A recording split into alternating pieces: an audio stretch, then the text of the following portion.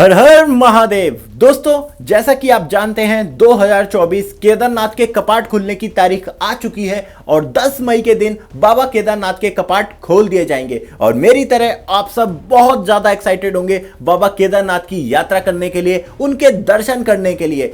तो दोस्तों, केदारनाथ जो कि भारत का सबसे प्रसिद्ध धार्मिक स्थान है और हर साल लाखों की संख्या में लोग बाबा केदारनाथ के दर्शन करते हैं, हर साल रिकॉर्ड भी टूटते हैं। मैं आपको बताऊंगा कि बाबा केदारनाथ के दर्शन आप किस तरीके से कर सकते हैं, क्या टूर प्लान रहने वाला है और कहां कहां आप जा सकते हैं और कितना खर्चा आएगा और रजिस्ट्रेशन, ये सब बातें इस वीडियो में मैं आपको पूरी बताऊंगा। तो वीडियो को एंड तक देखते रहे और कमेंट में हर हर महादेव लिख के चैनल को सब्सक्राइब जरूर कर लें। हर हर महादेव।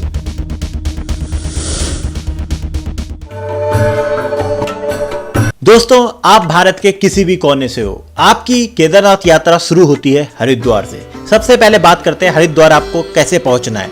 दोस्तों, अगर आपका सफर का माध्यम रेल है तो हरिद्वार में रेलवे स्टेशन है जो कि पूरे भारत से बहुत अच्छी तरीके से रेलवे से जुड़ा हुआ है। आप रेल के माध्यम से भी हरिद्वार आ सकते हैं और आपका अगर बाय रोड है तो बाय रोड भी आप आ सकते हैं। वैसे तो आप ऋषिकेश और देहरादून तक भी बाय ट्रेन आ सकते हैं। वहीं अगर आपका माध्यम फ्लाइट है तो आप नजदीकी एयरपोर्ट यानी देहरादून के जॉली ग्रैंड पर भी आ सकते हैं, जहां से ऋषिकेश की दूरी 30 किलोमीटर है। चलिए अब बात करते हैं कि आप हरिद्वार पहुंच चुके हैं और इसके आगे केदारनाथ जाने के लिए आपको बस टैक्सी कहां से मिलेगी। तो दोस्तों, हरिद्वार के रेलवे स्टेशन के सामने ही हरिद्वार का बस स्टैंड है, जहां से आपको ढेर सारी बसेस मिलेगी जो कि आपको सोनप्रयाग तक लेकर जाएगी। फाइनली आप पहुंचे हैं हम सोनप्रयाग पे। अब दोस्तों, सोनप्रयाग आपका वो स्थान है जहां से आपका बस का लास्ट स्टॉप होगा, यानी कि सोनप्रयाग तक ही आपकी बस जाएगी। सोनप्रयाग से आप गौरीकुंड तक जाएंगे शेयर टैक्सी के माध्यम से, क्योंकि सोनप्रयाग से गौरीकुंड की दूरी है 5 किलोमीटर। दोस्तों, गौरीकुंड ही वह जगह है जहां से आपकी केदारनाथ यात्रा पैदल शुरू होती है। एक बात का आपको विशेष ध्यान रखना है, हरिद्वार से सोनप्रयाग के लिए जो बस छूटेगी वो सुबह 8, 9, 10 बजे तक ही चलती है। इसके बाद आपको सोनप्रयाग तक के लिए डायरेक्ट बस नहीं मिलेगी। शाम की बस वहां बहुत ही कम, बल्कि ना के बराबर ही होती है। तो आप यही करिएगा कि जिस दिन भी आपको हरिद्वार से यात्रा शुरू करनी हो तो बिल्कुल अर्ली सुबह ही आपको अपनी बस की यात्रा शुरू करनी है, ताकि शाम तक आप उसी दिन सोनप्रयाग आराम से पहुंच जाएं। बस से आपको हरिद्वार से सोनप्रयाग पहुंचने में लगभग 8 से 10 घंटे लगेंगे। दोस्तों, बस का जो आपका किराया रहेगा वो 500, 600, 700 या 900 भी हो सकता है। तो दोस्तों, आपका पहला दिन जो रहेगा वो सिर्फ आपका बस यात्रा में ही निकल जाएगा। इसमें आप सोनप्रयाग में आप स्टे लीजिए, सोनप्रयाग में नहीं मिले तो फाटा, गुप्तकाशी, जहां भी आपको स्टे मिले तो वहीं पे आप रुक जाइए और इसी के साथ आपका पहला दिन समाप्त हो जाएगा। चलिए अब ये भी जान लेते हैं कि सोनप्रयाग में हमें स्टे के क्या क्या ऑप्शन मिलने वाले हैं। दोस्तों, सबसे पहली बात, सोनप्रयाग में आपको कहीं भी 3 स्टार 4 स्टार टाइप के होटल नहीं मिलेंगे। वहाँ सारे के सारे होटल ही नॉर्मल हैं।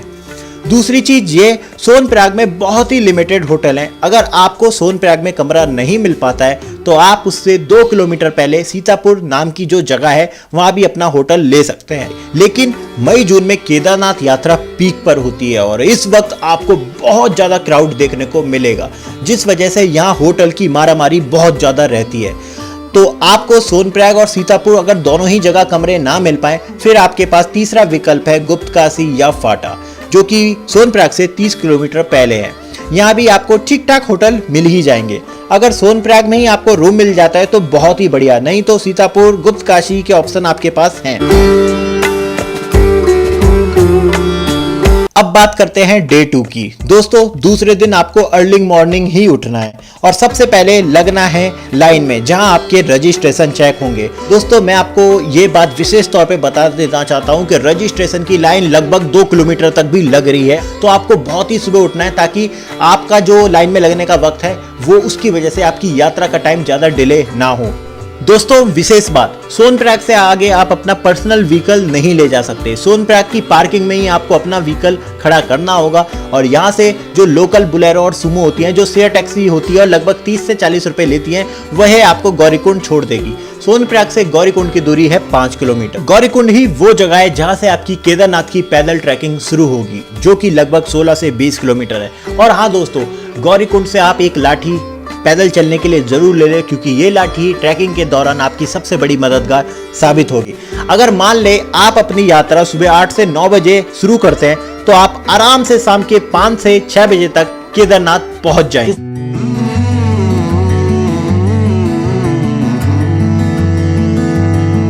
बाकी वो डिपेंड करता है कि आपकी स्पीड कैसी है, आपका स्टेमिना कैसा है। दोस्तों, अगर आप पैदल यात्रा नहीं करना चाहते या आपके साथ कोई बुजुर्ग है जो पैदल यात्रा करने में असमर्थ है, तो आपके पास हेलीकॉप्टर से जाने का भी विकल्प है। अब बात करते हैं ये हेलीकॉप्टर आपको कहां से मिलेंगे। दोस्तों, 3 जगह से आपको हेलीपैड मिलेगा। पहला है गुप्तकाशी, दूसरा है फाटा से, तीसरा है सीतापुर से। आप कहीं से भी हेलीकॉप्टर ले सकते हैं जो आपको 10 से 15 मिनट में केदारनाथ के बेस कैंप तक पहुंचा देगा। हेलीकॉप्टर की बुकिंग आपको ऑनलाइन ही करनी होगी, क्योंकि क्राउड होने की वजह से पहले से ही हेलीकॉप्टर बुक हो जाते हैं। तो दोस्तों, 6 से 7 हजार राउंड ट्रिप का आपका हेलीकॉप्टर का फेयर होगा। दूसरी चीज दोस्तों, अगर आप घोड़े या खच्चर से केदारनाथ की यात्रा करना चाहते हैं तो वो भी आप कर सकते हैं। घोड़े खच्चर की कॉस्ट आएगी आपकी एक साइड की 4000 रुपए पर पर्सन। डे 2 में आप केदारनाथ पहुंच जाएंगे, जहां आपको होटल स्टे के ऑप्शन भी मिल जाएंगे। केदारनाथ में बहुत ज्यादा होटल के ऑप्शन तो नहीं है, और क्राउड में तो आपको कमरा ढूंढने में बहुत ही ज्यादा मेहनत करनी पड़ेगी। अब आपके पास दूसरा ऑप्शन बचता है GMVN की डॉर्मेट्री। इसमें भी आप रूम का पता कर सकते हैं, जहां आपको 800 से 1000 रुपए में एक बेड मिल जाएगा। सीजन के वक्त यही एक ऑप्शन सबसे बेस्ट बचता है। तीसरा ऑप्शन जो आपके पास बचता है वो होता है टेंट वगैरह में रुकने का। वो कैंपिंग वगैरह में आपको टेंट करते हैं आपसे 1000 से 1200 रुपए पर डे का।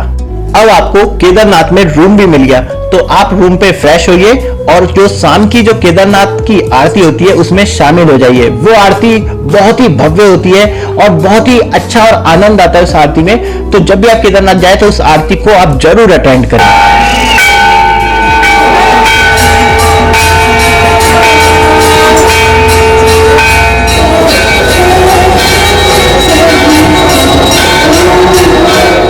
चलिए दोस्तों, अब बात करते हैं खाने की, कि खाने के केदारनाथ में क्या क्या ऑप्शन है। तो दोस्तों, बहुत ज्यादा ऑप्शन तो आपको केदारनाथ में खाने के नहीं मिलेंगे, पर वहां पर छोटे छोटे ढाबे बने हैं जहां आप अपना चाय, नाश्ता, लंच, डिनर कर सकते हैं।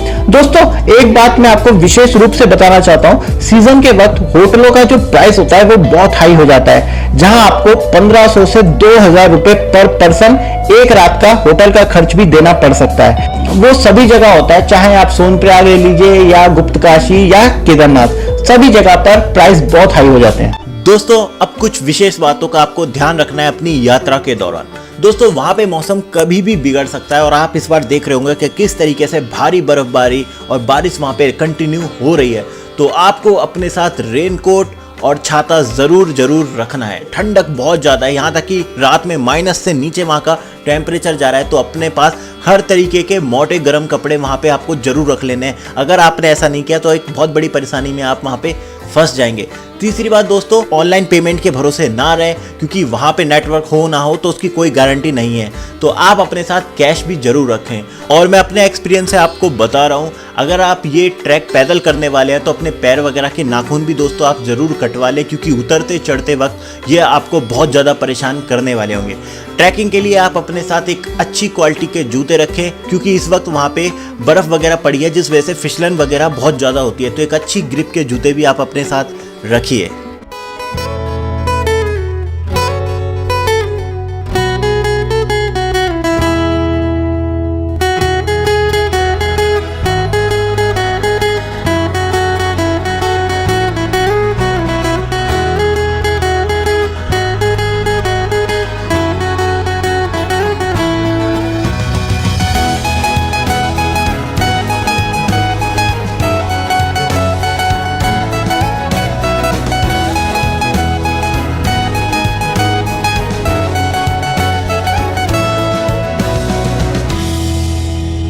तो दोस्तों, यही थी केदारनाथ यात्रा से जुड़ी एक लेटेस्ट वीडियो। उम्मीद है आपको वीडियो पसंद आई होगी। तो वीडियो को लाइक करें, चैनल को सब्सक्राइब करें, इस वीडियो को ज्यादा से ज्यादा शेयर करें और कमेंट में हर हर महादेव भी जरूर लिखें।